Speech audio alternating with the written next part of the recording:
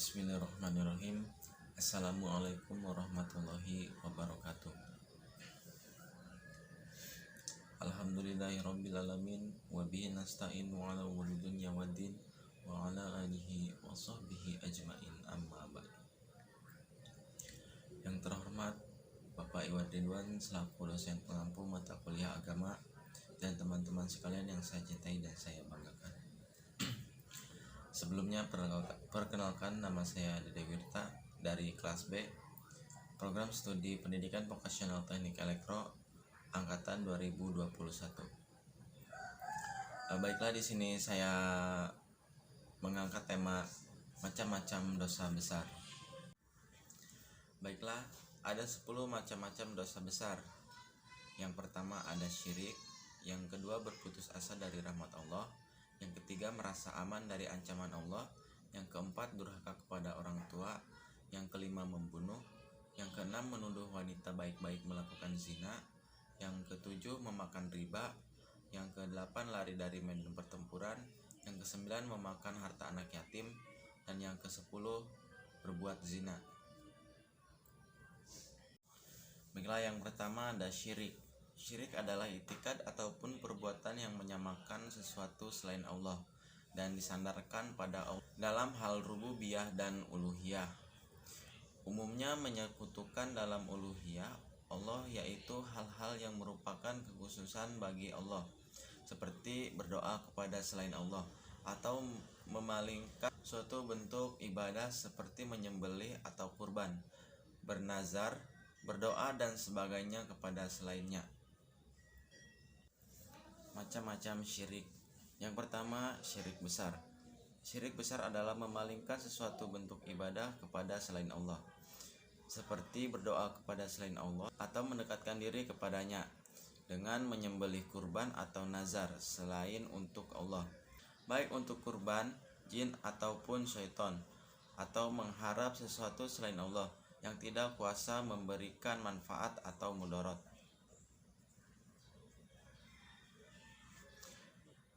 Bentuk-bentuk syirik besar. Yang pertama, syirik doa, yaitu di samping dia berdoa kepada Allah Subhanahu wa taala, ia juga berdoa kepada selainnya. Yang kedua, syirik niat, yaitu keinginan dari tujuannya, yaitu ia menunjukkan sesuatu ibadah untuk selain Allah Subhanahu wa taala. Yang ketiga, syirik ketaatan, yaitu mentaati kepada selain Allah dan hal maksiat kepada Allah. Yang terakhir ada syirik mahabbah atau kecintaan, yaitu menyamakan selain Allah dengan Allah dalam hal kecintaan. Yang kedua ada syirik kecil. Syirik kecil tidak menjadikan pelakunya keluar dari agama Islam, tetapi ia mengurangi tauhid dan merupakan wasilah atau perantara kepada syirik besar. Bentuk-bentuk syirik kecil. Syirik zohir atau nyata, yaitu syirik kecil yang dalam bentuk ucapan dan perbuatan. Dalam bentuk ucapan misalnya bersumpah dengan nama selain Allah. Dosa besar yang kedua yaitu berputus asa dari rahmat Allah. Menurut Al-Quran, kata putus asa adalah taknatu, yang berasal dari kata konota. Putus asa yang dimaksud adalah putus asa dari rahmat Allah, yaitu berputus asa dari ampunan Allah dengan cara kembali dan berserah diri kepada Allah, ikhlas dalam beramal, mendekatkan diri kepada Allah. Allah Subhanahu wa taala berfirman dalam surat Yusuf ayat 87, yang artinya bahwa hanya orang kafir saja yang berputus asa dari rahmat Allah. Mengharap rahmat Allah sendiri merupakan bagian dari keimanan seseorang kepada Allah.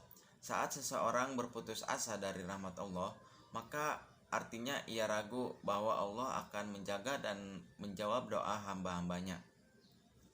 Yang ketiga, merasa aman dari ancaman Allah. Sifat seorang mukmin adalah selalu takut akan siksa Allah, sedangkan sifat ahli maksiat adalah selalu merasa aman terhadap murka Allah. Sehingga begitu entengnya ia bermaksiat, bahkan ia pun enggan bertaubat karena merasa Allah itu Maha Pengampun. Padahal ini sifat yang keliru. Seharusnya yang dikedepankan dalam hal maksiat adalah sifat takut, bukan sikap harap. Allah Subhanahu wa taala berfirman dalam Quran surah Al-A'raf ayat 99 yang artinya, maka apakah mereka merasa aman dari azab Allah atau yang tidak terduga-duga? Tiada yang merasa aman dari azab Allah kecuali orang-orang yang merugi. Allah memang Maha Pengampun dan akan memaafkan setiap kesalahan hamba-hambanya. Akan tetapi bukan berarti hal ini bisa menjadikan kita abai dan merasa aman dari ancaman Allah. Justru saat seseorang merasa aman dari ancaman Allah, maka termasuk ke dalam orang-orang yang merugi. Yang keempat, durhaka kepada orang tua. Durhaka kepada orang tua atau uqulul walidain artinya melanggar kebaikan terhadap orang tua. Allah telah memerintahkan kepada manusia untuk berbuat baik terhadap kedua orang tua, terutama ibu. Orang yang durhaka kepada orang tua disebut sebagai orang yang sombong dan celaka. Orang tua merupakan alasan mengapa seseorang bisa lahir ke dunia. Namun, lebih dari itu, seseorang taat kepada orang tua adalah karena ia takut kepada Allah dan sebagai bentuk mengikuti perintah Allah. Macam-macam dosa kepada orang tua. Yang pertama, mengeluarkan kalimat cacian dan mendoakan hal buruk kepada orang tua. Yang kedua, membentak, mengeluarkan kalimat kasar dan melakukan perbuatan yang membuat orang tua menangis. Yang ketiga, berperilaku buruk yang membuat orang tua marah. Yang keempat, mengeluarkan kalimat hinaan kepada orang tua. Yang kelima, lebih memprioritaskan pasangan dibandingkan orang tua. Baiklah, yang kelima, membunuh. Dalam Islam, pembunuhan adalah kejahatan besar yang berdampak luas, bahkan dapat menimbulkan permusuhan antar kelompok hingga peperangan dalam skala besar.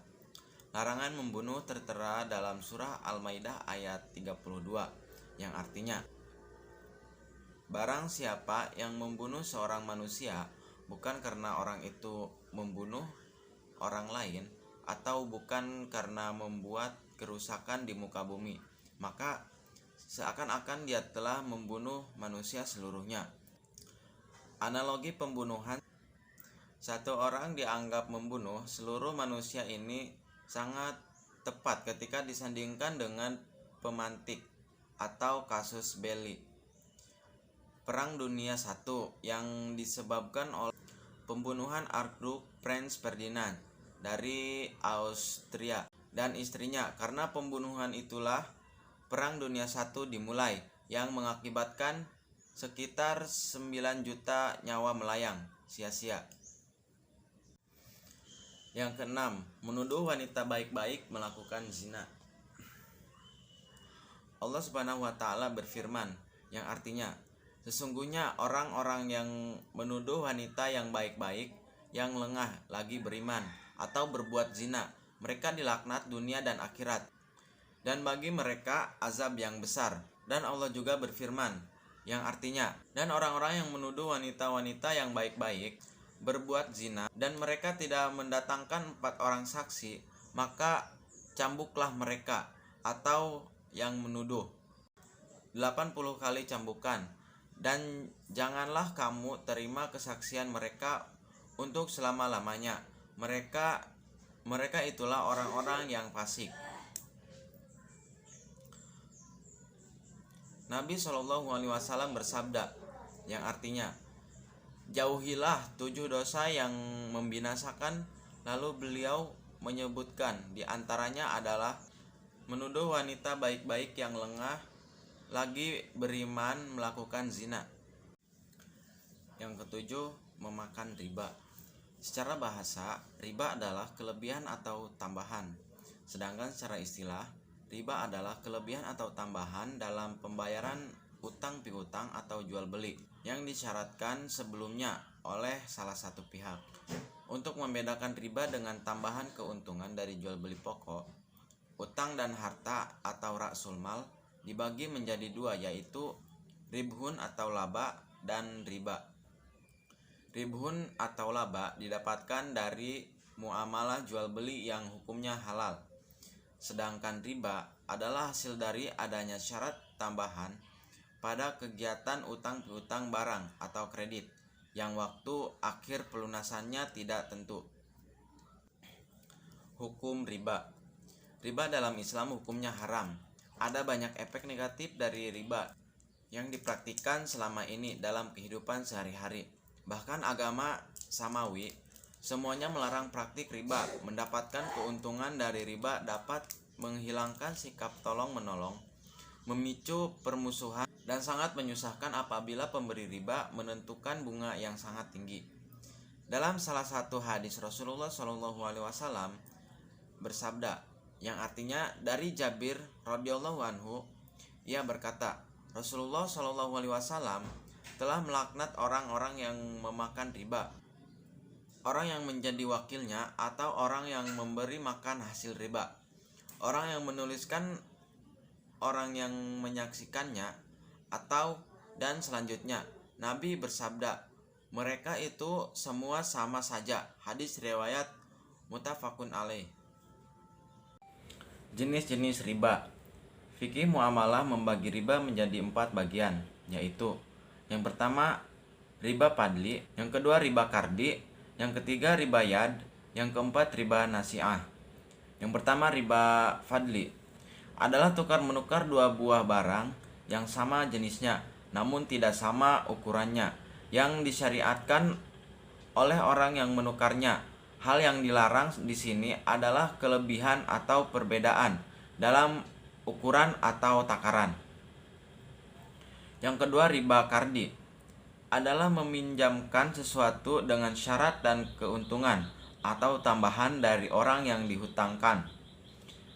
Sabda Rasulullah SAW, semua hutang yang menarik keuntungan termasuk riba. Hadis riwayat Al-Bukhari.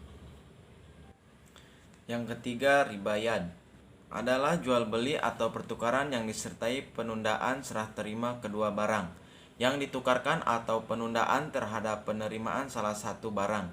Misalnya jual beli emas, perak, dan bahan pangan yang penyerahannya barangnya ditunda sampai harga emas naik atau turun. Yang keempat riba nasi'ah adalah tukar menukar dua barang yang sejenis maupun tidak sejenis, atau jual beli yang pembayarannya disyaratkan lebih oleh penjual dengan dilambatkan, misalnya pembeli hewan namun pembayarannya diberi jarak waktu yang tidak menentu, padahal hewan itu harus diberi makan oleh si penjual setiap hari. Rasulullah SAW bersabda, yang artinya dari Samurah bin Jundub radhiyallahu anhu, sesungguhnya Nabi telah melarang jual beli binatang yang pembayarannya diakhirkan. Hadis riwayat 5 ahli hadis. Yang kedelapan, lari dari medan pertempuran. Allah Subhanahu wa taala berfirman, yang artinya, hai orang-orang yang beriman, apabila kamu bertemu dengan orang-orang yang kafir yang sedang menyerangmu, maka janganlah kamu membelakangi mereka atau mundur. Barang siapa yang membelakangi mereka atau mundur di waktu itu kecuali berbelok untuk siasat perang atau hendak menggabungkan diri dengan pasukan yang lain, maka sesungguhnya orang itu kembali dengan membawa kemurkaan dari Allah, dan tempatnya ialah neraka jahanam, dan amat buruklah tempat kembalinya. Quran surah Al-Anfal ayat 15-16. Satu dari pengertian yang berkali-kali disampaikan dan termasuk perintah ilahi yang paling penting kepada umat Islam adalah perintah jihad dan berperang melawan musuh. Sebagai contoh disebutkan dalam ayat-ayat berikut. Yang pertama, diwajibkan atas kamu berperang, padahal berperang itu adalah suatu yang kamu benci. Quran surah Al-Baqarah ayat. Yang kedua, hai Nabi, kabarkanlah semangat para mukmin untuk berperang. Quran surah Al-Anfal ayat 65. Yang ketiga, dan peranglah di jalan Allah orang-orang yang memerangi kamu. Quran surah Al-Baqarah ayat 190. Yang kesembilan, memakan harta anak yatim. Memakan harta anak yatim adalah salah satu bentuk dosa besar. Perbuatan tercela tersebut amat dikecam dan mendapat sanksi berat dari Allah. Wali yang menjaga anak yatim seharusnya mengurus harta yang dimiliki anak yatim dengan penuh amanah dan bukan menyelewengkan. Sebab harta yang dikelola saat ini menjadi bekal bagi anak yatim di kemudian hari. Saat anak yatim beranjak dewasa dan mampu mengurusi hartanya sendiri, maka harta itu akan sepenuhnya dikembalikan kepada mereka. Mengenai amanah menjaga harta anak yatim, Allah berfirman yang artinya, "Dan janganlah kamu mendekati harta anak yatim kecuali dengan cara yang lebih baik atau bermanfaat sampai ia dewasa, dan penuhilah janji, sesungguhnya janji itu pasti diminta pertanggungjawabannya." Quran Surah Al-Isra ayat 34. Yang ke-10, berbuat zina. Zina merupakan perbuatan keji yang besar dosanya.